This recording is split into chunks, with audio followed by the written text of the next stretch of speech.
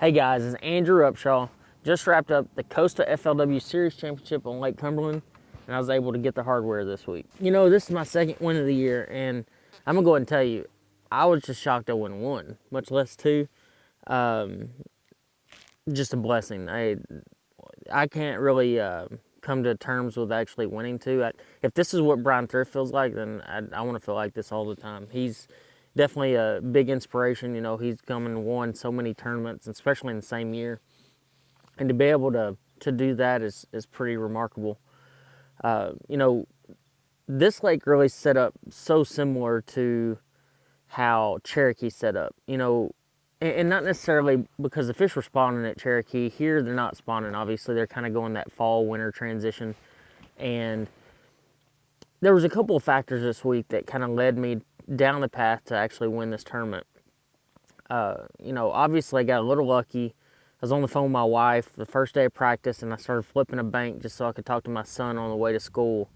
And I got a couple of bites flipping a bluff wall.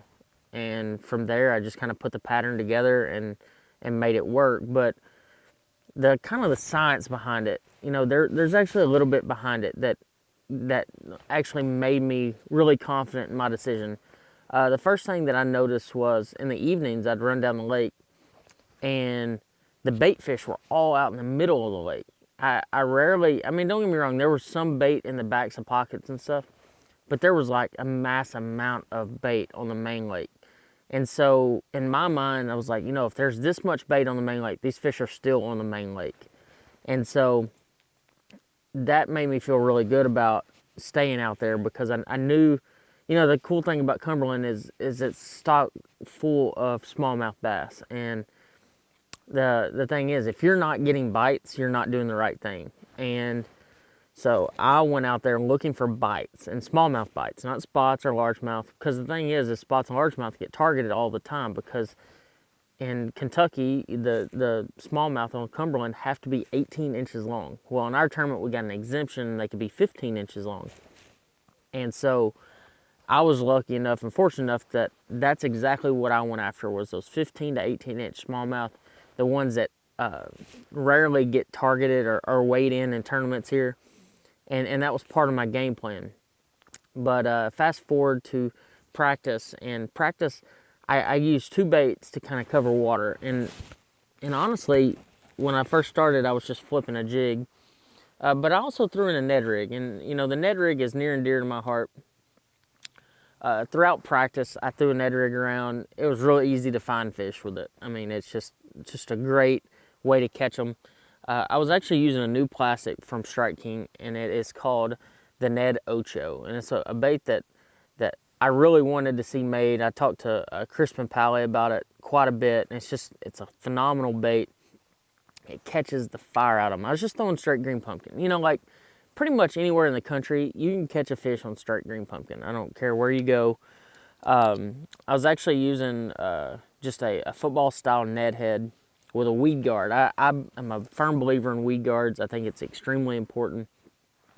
And the main thing is, especially when you're around rock and wood, it'll let you get those bites that others won't, because they're constantly getting hung with exposed hooks.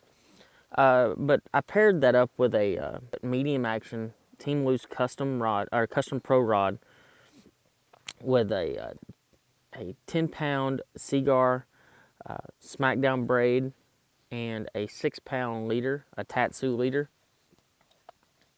And like I said, this is something I did all through practice. It was actually, in practice, it was really easy to get bites for me. Like I was getting like 20 to 30 bites a day. And I was shaking all of them off, so like I didn't really know what I was getting bit by. I caught a couple fish on the second day with this rig. I think only one made it to the scale. Now we get to talk about the bread and butter, the bait that really carried me through this entire event, and that's a jig.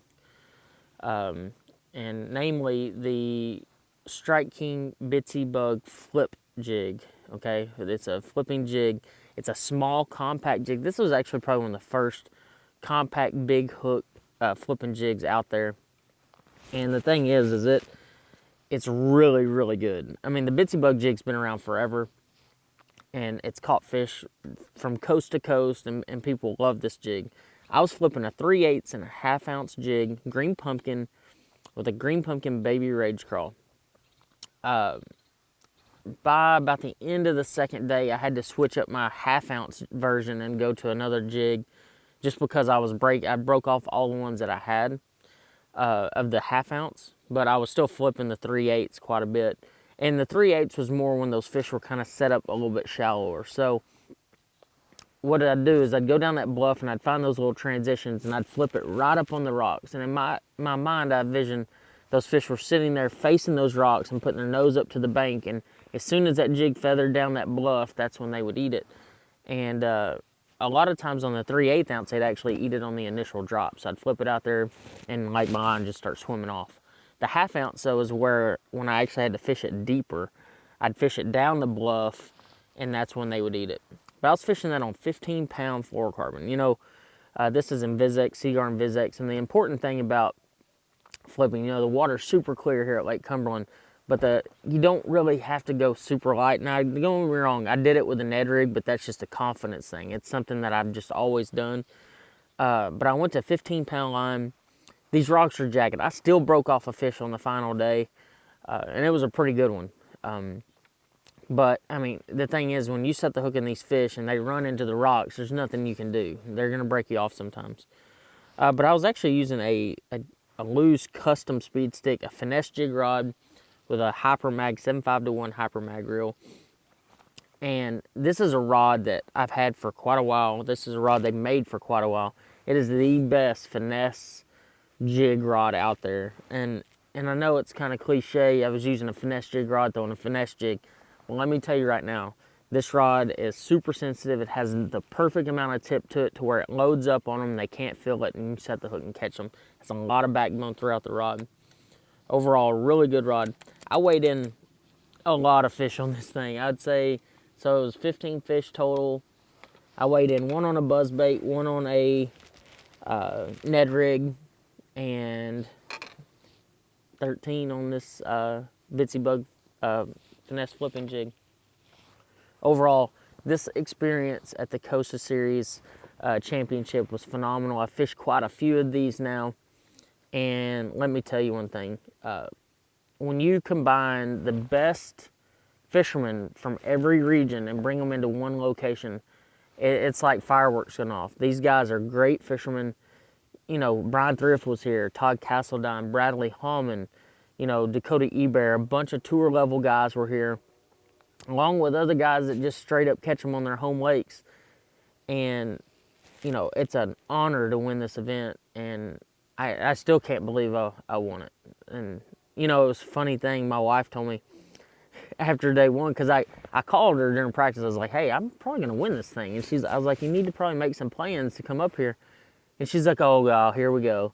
Well, after day one, I was sitting in 5th place, and she calls me, and she's like, well, so much for winning it wire to wire. And I was like, well, thanks a lot, you know. But it kind of lit a fire under me, and I think it made me fish even cleaner and harder. And, you know, the difference between here and Cherokee, though, is I never got frazzled. I kept my cool, and I kept calm, and that was a big key, I think, this week. Because when you're flipping down the bank with that bitsy flip, you're flipping and flipping, you got to stay so locked in on what's going on. Otherwise, you know, you're going to lose them, you're going to miss them, you're going to miss the whole thing. And so I would say the key to success this week was just staying super calm, very confident, and letting everything line out the way it was. Overall, great week here on Lake Cumberland.